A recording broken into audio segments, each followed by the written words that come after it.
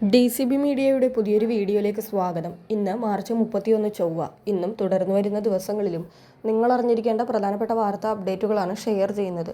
Channel ആദ്യമായി കാണുന്നവർ subscribe ചെയ്യുക, വീഡിയോ ഇഷ്ടമായാൽ ലൈക്ക് ചെയ്യുക, ഫേസ്ബുക്കിൽ കാണുന്നവർ പേജ് ഫോളോ കൂടി ചെയ്യുക. ആദ്യത്തെ അറിയിപ്പ്, റിസർവ് ബാങ്കിന്റെ പുതിയ ചട്ടമനുസരിച്ചുള്ള മാറ്റങ്ങളുടെ പുതിയ ചട്ടങ്ങൾ ഏപ്രിൽ 1 മുതൽ പ്രാബല്യത്തിൽ വരികയാണ്. സീറോ ബാലൻസ് ഉള്ള അടിസ്ഥാന സേവിങ്സ് അക്കൗണ്ടുകൾക്ക് ഇന്റർനെറ്റ്, മൊബൈൽ ബാങ്കിംഗ് സൗകര്യങ്ങൾ ഏപ്രിൽ 1 മുതൽ ലഭ്യമാകും.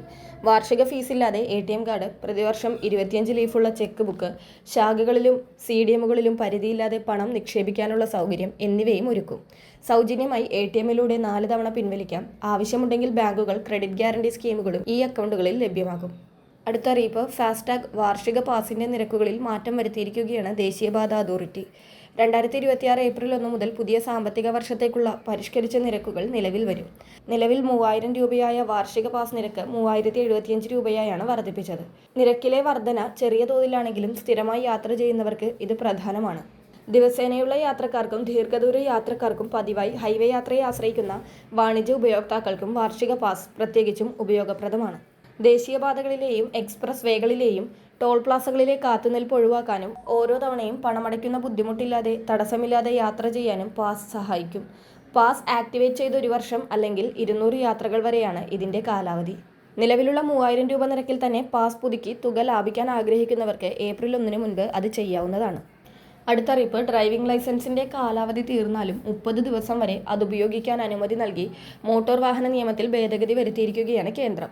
ഇക്കാലയളവിൽ ലൈസൻസ് പുതുക്കാൻ അധിക ഫീസ് നൽകേണ്ട. ലൈസൻസ് കാലാവധി തീരുന്നതിന് 1 വർഷം മുൻപ് പുതുക്കിയാൽ കാലാവധി തീരുന്ന തീയതി മുതൽക്കാകും പ്രാബല്യം. കാലാവധി തീർന്ന ശേഷമാണ് പുതുക്കുന്നതെങ്കിൽ ആ തീയതി മുതൽക്കാകും പ്രാബല്യം. മോട്ടോർ വാഹന നിയമപ്രകാരമുള്ള ചില നിയമലംഘനങ്ങളിൽ ഇളവ് നൽകുന്നതിനും നിയമപരമായ അവ്യക്തതകൾ പരിഹരിക്കുന്നതിനുമായി 20 ഭേദഗതികൾ നിർദ്ദേശിക്കപ്പെട്ടിട്ടുണ്ട്. അടുത്ത അറിയിപ്പ്, സപ്ലൈകോ ഈസ്റ്റർ വിഷു ഫെയറുകൾ ഏപ്രിൽ 1 മുതൽ 14 വരെ ആരംഭിക്കുകയാണ്. സപ്ലൈകോ മാവേലി സ്റ്റോറുകൾ ഒഴികെയുള്ള വിൽപ്പനശാലകളാണ് ഈസ്റ്റർ വിഷു ഫെയറുകളായി മാറുന്നത്. വിഷുക്കൈ നീട്ടം, 16 അവശ്യ സാധനങ്ങൾ അടങ്ങിയ വിഷുക്കണി, പ്രത്യേക കിറ്റ് എന്നിവ സപ്ലൈകോ വിഷുവിനോടനുബന്ധിച്ച് ഒരുക്കിയിട്ടുണ്ട്.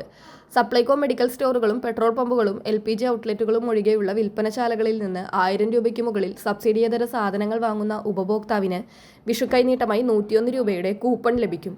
ഈ കൂപ്പൺ ഏപ്രിൽ 16 മുതൽ മെയ് 30 വരെ സപ്ലൈകോയുടെ ഏതെങ്കിലും വിൽപ്പനശാലകളിൽ നിന്ന് 1000 രൂപയ്ക്ക് മുകളിൽ സബ്സിഡിയേതര സാധനങ്ങൾ വാങ്ങിയാൽ റിഡീം ചെയ്യാം.